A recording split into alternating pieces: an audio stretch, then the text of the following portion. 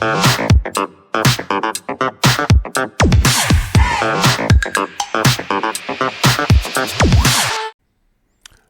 everyone, welcome to another episode of Songs Your Dad Should Have Shown You. So today we're going to talk about a band that has been around since 1968, and they still perform to this day. They have had 20 members shuffling in and out of this band over the years. It's been a lot, and it's kind of been the who's who of a lot of music, especially from England. It was originally formed like with John Anderson on vocals. I mean, he was just fantastic. Let's see, who else was it? Chris Squire, Peter Banks, and Tony Kaye. And then Bill Bruford joined, and Steve Howe, and they've had so many lineup changes over the years. But different members, like even the Buggles, like we did on a previous episode, the Buggles, Trevor Horn and Jeff Downs, the keyboardist for Buggles, ended up joining this band and producing most of their albums. They actually produced this song right here. I told you before, Trevor Horn's produced so many songs, it's not even funny. Everybody loses track of how many. He kind of invented the entire musical genre that we know of today as the 80s and 90s. But they had a bunch of spin-offs. Like some of the band members from Yes became Asia, and they put out several hit songs with Asia. Anderson, Bruford, Wakeman, and Howe was a different version of it. Then they had XYZ. They have Rick Wakeman, Yozo. There's a bunch of bands that formed off of this one. These guys were just extremely, extremely good musicians. Steve Howe's considered one of the best drummers ever. Jeff Downs is one of the best keyboardists ever, along with Rick Wakeman. He's considered probably the best keyboardist of rock and roll for maybe ever. That's an arguable point, but it's definitely possible. But this song was their kind of their biggest hit in 1983. It's the biggest mainstream hit because they were all prog rock, so they did a lot of different things that were like just experimental. They had songs that were like 10, 15 minutes long. And one of the versions of Anderson, Bruford, Wakeman, and Howe, incarnations of the Yes Band, I think one of their songs called Brother of Mine was, I think, 10 minutes long, and it's like 4 different songs crammed into one. Different beats, different timings. I mean, so they're definitely experimental. John Anderson has got iconic vocals. He's got this really high voice, kind of like the outfield singer in that kind of range, but iconic and heavily sought after. When they lost him, it wasn't quite the same. So he's been in and out of the band several times. But let's look at Owner of a Lonely Heart, their biggest hit. It's actually a good song, and kind of love it. Just like I always say, any song that starts with drums is a good song.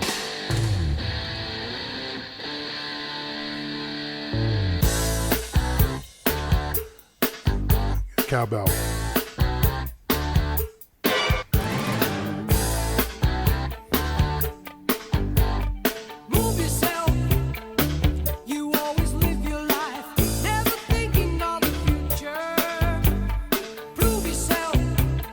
John Anderson. You can tell he's an amazing dancer.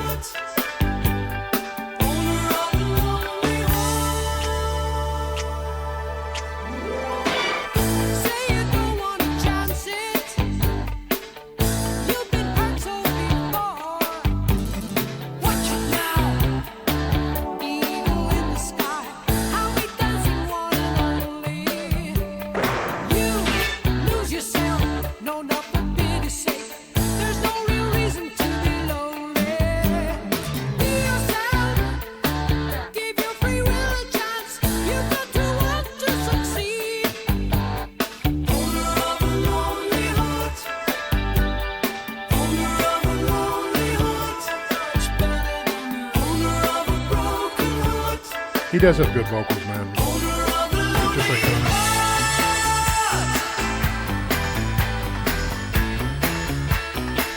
Apparently he's really short. John Anderson. Yeah, they put him on a hill for this song.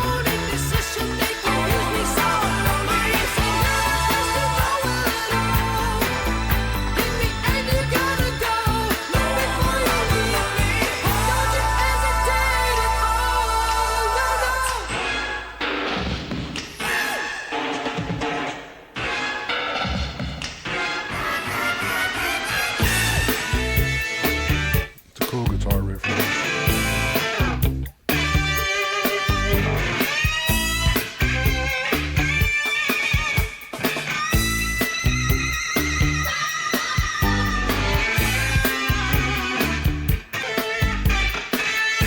I think they need more cowbell though.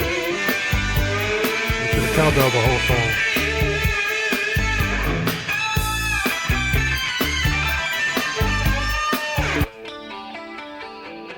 Another exploding TV. They had to make the most of that. Spent a lot of money on that TV.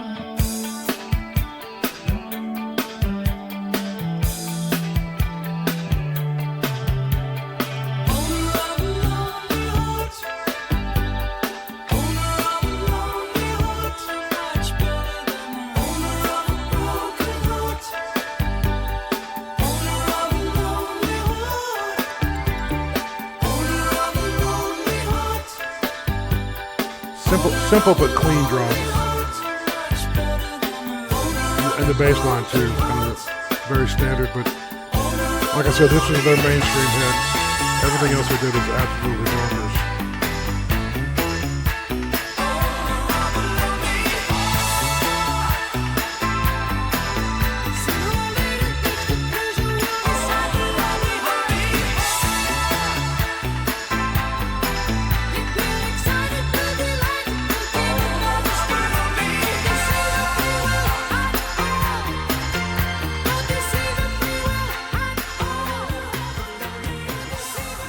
Yeah, John Anderson's voice was crazy, like really high pitched voice, but he's really good.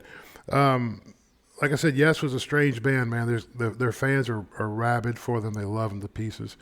But just because they were insanely across the board on everything, they did since the '60s, like '68 they formed. So, and they're still performing today. It's a different variant. John Anderson, the main singer from this one, isn't with the band anymore. But it's another John. I think it's John Stevenson or something like that. But it sounds very similar. But yeah, it's a band that's been around for so long and done so much progressive stuff. If your dad didn't show you this one, I mean, I don't know. It might be an eye poke time or something like that. Like it's time to straighten dad up on this stuff, man.